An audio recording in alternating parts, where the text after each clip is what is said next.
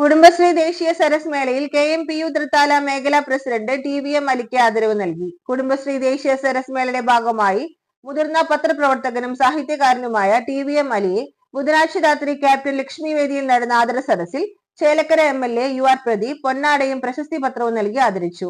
Kerala media persons union സംസ്ഥാന സമിതി അംഗവും തൃത്താല മേഖല KMPU പ്രസിഡന്റും കൂറ്റനാട് പ്രസ് ക്ലബ് അംഗവുമായ TVM അലി മേഖലയിലെ ഏറ്റവും മുതിർന്ന പത്രപ്രവർത്തകരിൽ ഒരാളാണ്.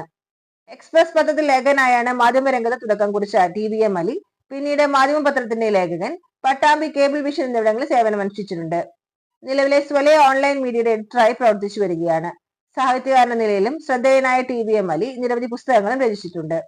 2022 MT വേണു സാഹിത്യ പുരസ്കാരവും ലഭിച്ചിട്ടുണ്ട്. ദീർഘകാലത്തെ മാധ്യമ പ്രവർത്തനത്തിനും സാഹിത്യ സംഭാവനകൾക്കുള്ള അംഗീകാരമായിട്ടാണ് ആദരവ് നൽകിയത്.